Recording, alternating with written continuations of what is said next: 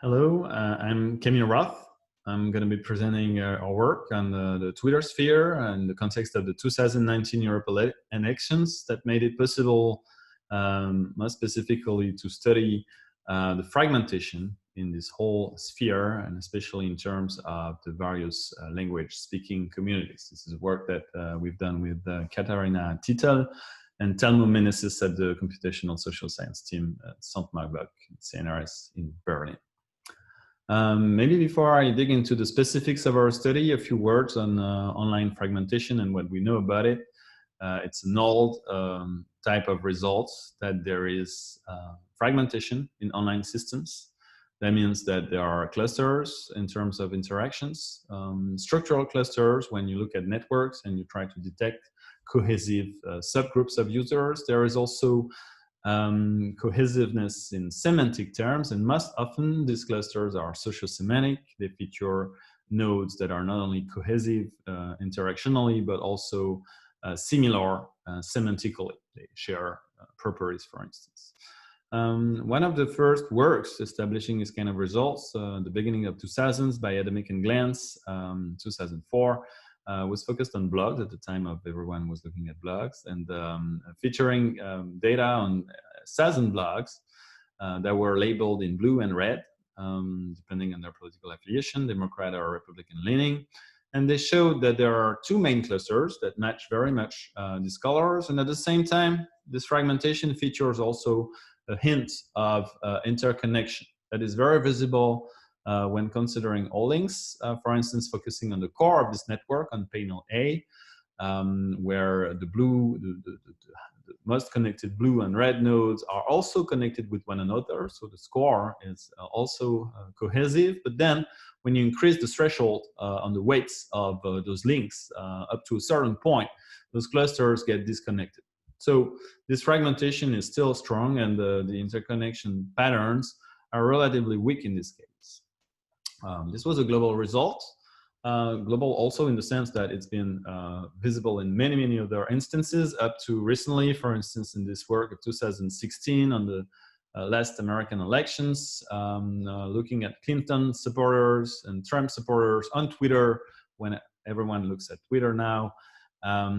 Those two clusters, two types of clusters were also visible, and also with an interconnection patterns that would also remain to be specified. But mostly, this fragmentation is a sort of universal observation. Universal to a certain point, because this fragmentation depends on many variables. And we'll see that it's sometimes critical to the assessment of this fragmentation. For instance, time, for one of the first, whereby these clusters are relatively stable across time. In this work in 2018 on Twitter, during the French presidential elections of 2017 by Chavalarias and colleagues, the x-axis is time, and so they could show that at any point in time you have a cluster structure that is quite marked, that is also replicating itself, it's stable across time, and at the same time, at some point, according to some external events or the variation of the communities themselves, you have some union processes or some fork processes where this cluster still may be reconfigured progressively. But fragmentation remains at a higher level. And this fragmentation also depends on link types. Most specifically, when looking at the two main types of links in networks, affiliation links and interaction links, which we could find also in scientific communities, for instance, when you cite a paper or you interact with the colleague to collaborate. We know that interaction links are less homophilic than affiliation links. And this is visible on Twitter, where you have the notion of followers, followees, retweeting, which is kind of giving credit to some content, or at least showing some interest in it, and mentions, which corresponds to directly interacting or at least manifesting oneself towards another user. And where in this case, the study focused on the German parliamentary elections in 2013, looking at colors, which were party affiliations, and only looking at political figures, you see that the clusters very much match color blocks. So cohesive nodes are usually, cohesive subgroups are usually of the same color. but less so when looking at mentions, where this picture is a little bit more blurred. So there is less fragmentation in that case and more mixing to some extent. So link type influences fragmentation patterns, and topics are a very strong driver of the modification of fragmentation patterns that could be observed. In this study in 2015 on Twitter again, labeling users in blue or red based on their likely political affiliations. On the left panel, panel A, again, you recognize the classical pattern of the coexistence of two clusters that are cohesive, strongly cohesive, visibly, and also with interaction patterns. This structure that is valid in the case of political discussions with the same set of users and the same parameter of this portion of the Twitter sphere. In this case, clustering patterns, fragmentation disappears to a large extent. You still have some clusters, but they're very small and they're very local. And so this whole dichotomy actually does not hold anymore for the same nodes when looking at just tweets that are related to certain types of topics. They could classify the types of topics that were likely to exhibit this kind of fragmentation, and this fragmentation, not so surprisingly, is related to dichotomizing topics like politics in this case, bipartisan system, and other issues like sports or culture were very much less creating this kind of cleavage between the two. Topics matter, and both together with link types, they reinforce this picture where it's also possible to nuance a little bit more what happens. For instance, in that study where retweet and mention networks were also compared, you find exactly the same result, that there is much more fragmentation in the retweet network than in the mention network on the right.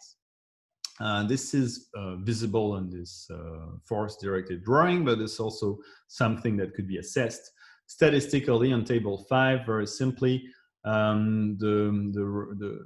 the ratio of divergence between observed and expected number of links, all other things being equal, and if links were done, were established randomly, the bias, the divergence is stronger in the case of retweets than in the case of mentions, whereby it shows that there is a more marked mixing. In case of mentions, left go to left and right go to right, but there is a significant amount of left to right and right to left. In the retweet case, it is definitely not the case. So here it's a very marked situation of fragmentation that appears to disappear when looking at a different link type. And it's also something that may be assessed looking at the subtopics that are being used by these nodes to characterize a little bit better how this fragmentation works, or this lack of fragmentation works in practice. In that case, they first labeled hashtags based on the communities that were using it. So starting with hashtags that were mostly used by red people, they could say this hashtag is very red or very blue, in the case of hashtags being used by blue people, or moderate hashtags, which made it possible to further label the nodes in terms of being very blue, very red, or moderate in the middle. And so what they could show is that most of the interaction between the two sides, between the blue and red nodes, were principally due to moderate users. The percentage of mentions, that's what's visible in this figure 3, goes to 0 for users who are least moderate. So the interconnection pattern between those clusters, or the mixing patterns, are due also semantically to moderate users. That's what we can say about this fragmentation or mixing structure at the local level. These clusters are usually so structural or semantic based on political affiliation. One thing that is very important, especially when considering multiple spheres in a multinational context, is language. And over the last 5-6 years, you had an emerging strand of studies focused on language-based clusters and language-based communities, and especially this one by Kim and colleagues in 2014, focusing on countries where you have multilingualism, the use of several languages within the same country, focusing on Qatar, Switzerland, and Quebec. In the case of Qatar, for instance, just looking at this pedagogical illustration, there's Arabic, English, English, and English Tagalog, 4 communities, and we have the impression that they are, again, quite clear-cut from one another. They are quite separated, or at least well-structured. And this is also something that may be assessed more rigorously by using the stylized diagrams on the right, which feature at an aggregate level the connections between the nodes, the Arabic nodes, for instance, for Qatar, the Arabic English nodes and the English nodes, seeing that Arabic English is a bridge in these linguistic communities. In Switzerland, the case is also interesting because the two main language communities, French and German, are very much connected with one another, only going through Twitter user accounts that express themselves in English. So French English, English, German, German. So this fragmentation, along with the interconnections between them, can be also observed at the linguistic level. And the question of linguistic levels is, of course, very much connected with the question of national spheres, and especially on a platform like Twitter, where there is no explicit boundary between users.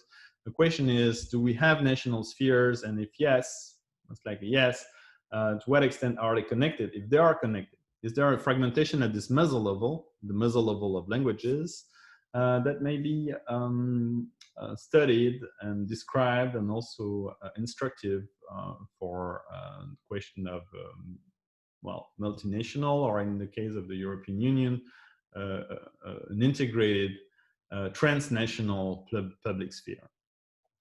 There have been also several studies on the interconnection of national spaces. For instance, 2014, you exhibit in the study the same type of patterns by labeling nodes in the context of the European elections in 2014 based on their national affiliation, and seeing that, yeah, visually, of course, there is again a structure where you have national clusters that are distinguishable from one another and also feature some interconnections between them. So kind of the conclusion could be that, yes, there are national spheres, but also there is some interconnection, and there is a European level space of interaction that is visible for some accounts. The question is, again, to what extent and who are these bridges and how do they work? This is very much related to the local interaction patterns of multilingual users. So the good thing on Twitter, and based on the studies, is that there is an important share of users who are using several languages at the same time. Some of their posts are in a language, some of their posts are in another language, and several different patterns at a local level may also mirror what's been observed at a higher level of interconnection between the clusters, the macro clusters. In this study that is focused on the local level, several types of users have been identified, depending on their context, depending on their followers, followees. There is here a typology of networks that differ depending on users. For instance, in the first case, the one case, that's what they call a gatekeeper, in the sense that there is a user who is connected with two different communities, two different linguistic communities, and where these two different communities are not very much connected. So the user acts as a gatekeeper. The second type, for instance, the bridge, what they call the bridge type, is more features a little bit more integration. There are two sides, but there are type links. So this reminds us of the divided deblog result by Adamic and Glantz, where those two clusters feature this bridge in the middle. And you have also a lot of variation around that. For instance, the peripheral type, the case 3, where you have a main language and then a sort of satellite. Sometimes in case 4, you have a very good mixing of the two different linguistic communities. And in case 5, which is pretty much similar, you have an integration. That means the other linguistic community is integrated within a larger linguistic community. So all these micro-level patterns of connections between languages match to some extent certain features of the macro-level cluster connections. The question is, what is the diversity of all these patterns of connection between linguistic groups, and also do they vary based on some of the features that have been identified before? So this comes to our study here, focusing on the Twitter sphere, again at the European level, and looking at a time where there is some likelihood of synchronized discussion on something, not necessarily international and transnational discussions, but at least there is a common topic, which is the European election. And the question is, to what extent is it fragmented or integrated based on an external measure, which is going to be languages, and which most likely is a proxy for the underlying countries that speak this language. And so we focused on a perimeter of 4 languages that cover, depending on whether the UK is or within or without the EU, around half of the European population in terms of mother tongue: German, French, English, and Italian. And we devised the perimeter that was hashtag based, looking at all discussions that were surrounding these elections. We selected 22 hashtags in the 4 languages, like Europe Votes, Élections Européennes, Europawahl 2019, Europarlamento. And using these hashtags, we just used the search API of Twitter, collecting all the tweets that were using them between April 26th and June 28th, 2019. So the elections took place right in the middle, between May 23rd and May 26th. So we had 1 month before and 1 month after these elections. In all, this amounted to collecting about 5 million tweets. That's the very first step on the left here, the raw data set featuring 900,000 users, of which we first filter quite a lot of tweets, actually, 20% approximately, because they included none of the hashtags that we were looking for in the first place. It's kind of a joke from the Twitter API, then the tweets that we collected asking specifically for this hashtag didn't contain it. Fair enough. Then we filtered out users that had less than 5 tweets in the dataset, thinking, okay, this is casually related to our topic, and so we are not considering that. This resulted in a massive loss of users, going from 779,000 to 150 or approximately. And then also 3.25 million tweets. From this, we also excluded all users that were not tweeting in German, English, French, or Italian, resulting in a small loss of users and a small loss of tweets, and also excluding again tweets that were not in German, English, French, or Italian, just focusing on those 4 languages. That yielded 3 million users, 138,000 users, and 2.96 million tweets. And then we decided to exclude users that did not have enough followers based on language-specific median value. So for each language, we defined a median value of followers, and then we excluded all users that were below this, just to exclude also users who we deemed were not necessarily sufficiently active on the platform, on the bottom half, which means quite few followers, in fact, and so possibly not so active users. Eventually, we have a data set of around 2 million tweets and 70,000 users. Their distribution is as follows. In those 4 languages, we have a majority of English-speaking users, and so that doesn't mean that the user, the person behind the account is actually English speaking. That means that the account publishes mostly tweets in English. Some accounts were mostly in French, German, and Italian. It was a minority, so a factor of 4 between Italian-speaking accounts and English-speaking accounts, of which we have also a quite interesting portion of bilingual users. By bilingual, we mean that they publish around 15% or more of their tweets in another language than the majority language.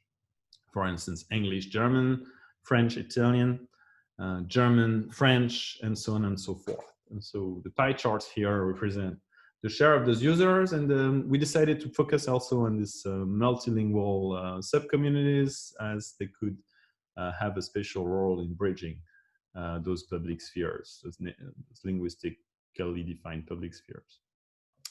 Of this whole data set, we extracted all hashtags. We got 57,000 hashtags. We focused on the 1,000 most popular hashtags for each language, so used by most users, not focusing on tweets, but on users. And we manually assigned a topic and also a subtopic, what we call a specification, to each of the hashtags. For instance, if we have the hashtag climate change, we label it as climate, environment, energy. And so we built iteratively a list of topics based on the hashtags that we encountered in this list of 4,000 top hashtags for all languages. In fact, doing that, so just focusing on 1,000, or small or a big number, depending on the perspective, but just focusing on this 1,000 hashtags per language meant we covered 90% of all hashtag use. So pretty much a good cover here. And so, for instance, in climate, environment, energy, we had hashtags such as Parents for Future, Greta Thunberg, Wegwert, Energiewende, Environment, Emergenza Climatic, and a lot of other hashtags that were related.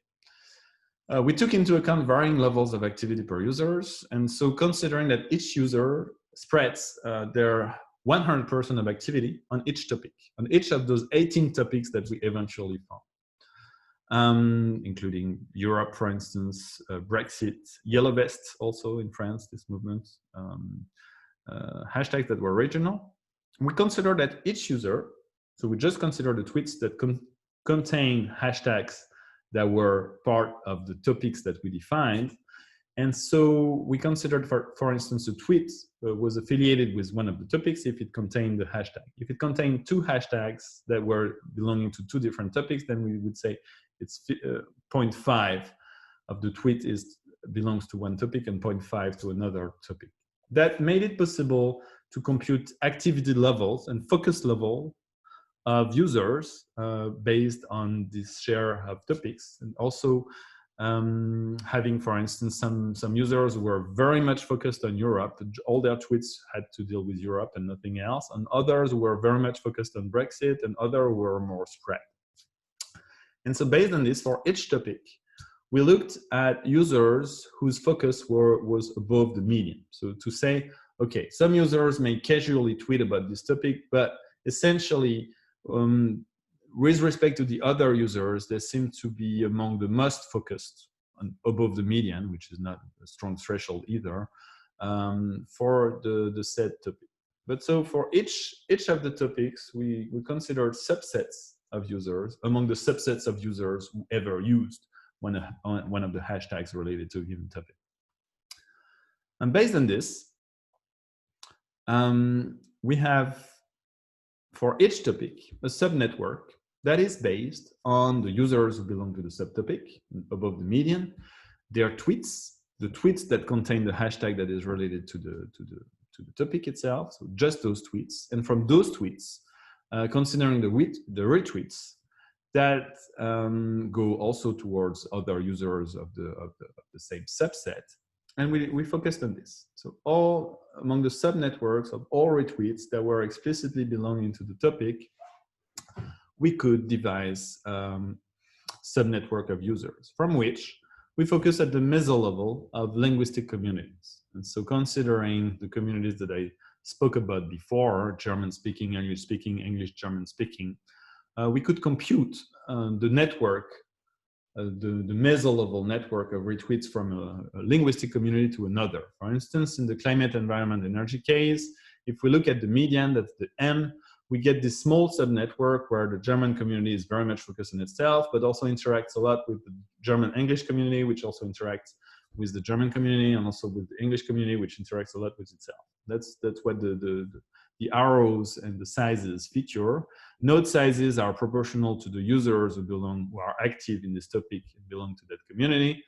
And the arrow thickness is proportional to the number of retweets that go from a community to the other, with the strongest links being the loops. We could verify that focusing on the median or even the first quartile or the last quartile did not change the results. For any of the topics, when there are changes between these meso-level networks, they are extremely minor.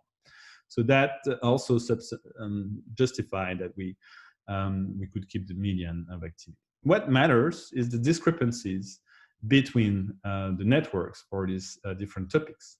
We introduced two measures, which are pretty simple, which is the first one is the Herfindahl index, which is a dispersion index, on the equivalent number of nodes in terms of linguistic communities that were addressing a given topic. And which is computed on the proportion of nodes belonging to each of the linguistic communities. So for instance, if there are two main communities, if 50% of the users belong to the English-speaking community, 50% of the users belong to the German-speaking community, then this index is going to be equal to 2, even though there could be like very small communities that are also active. This Herfindahl index is basically an equivalent number of communities affected by a certain issue. So this is essentially a computation on the values on the diagonal of the matrix of these linguistic subnetworks. The other value relates to the number of interconnections. And so we looked at the values that are not on the diagonal. And we also computed the Herfindahl index for that. That means how many equivalent links there are, really, based on their weights as well. And we normalized that with the number of equivalent entities that we found. So we normalize that by H diagonal. So that means how many, given the equivalent number of nodes, how many links, how many average number of links are there between those communities. That yields H bar non-diagonal.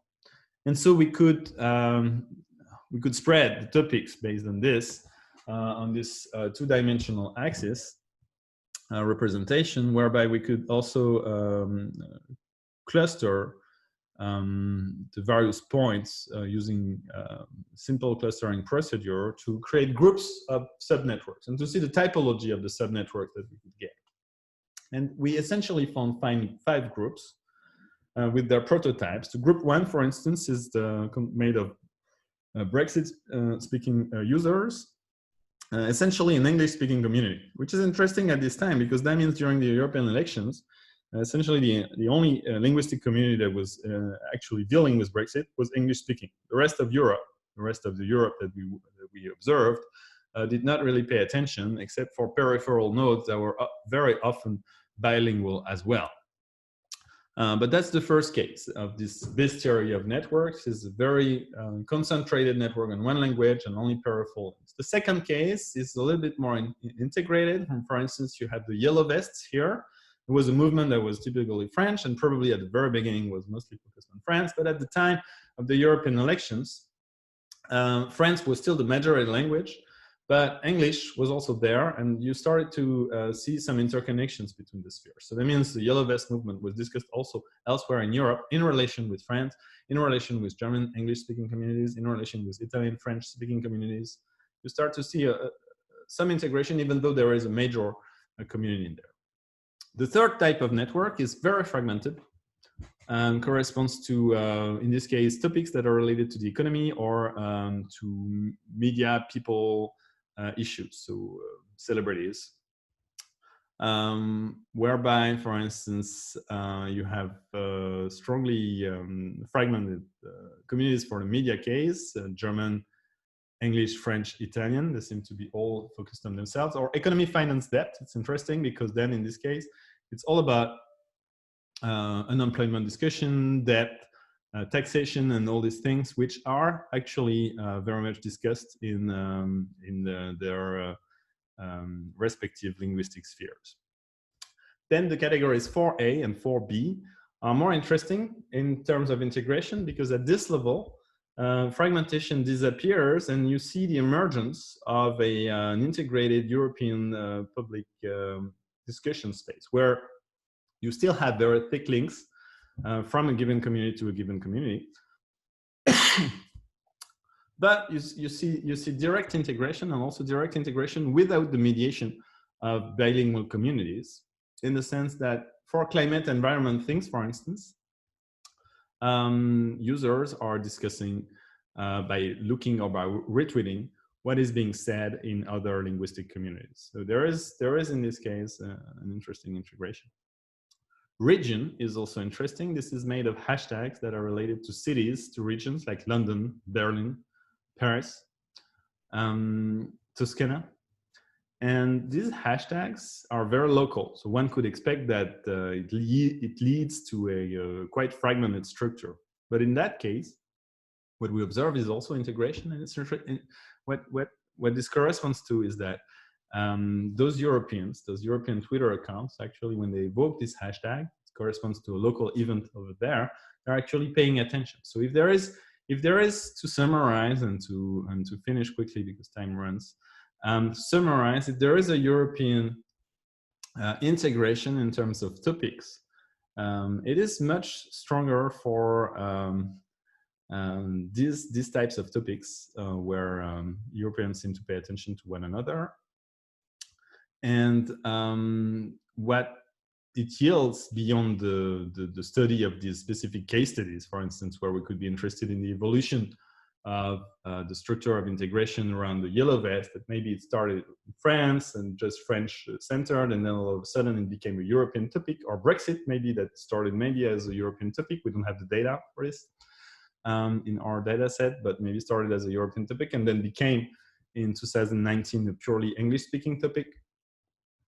Beyond the case studies, it's also interesting in terms of describing fragmentation as depending on clusters at the level of clusters. And so not just describing the existence of clusters, but also describing how intertwined they are.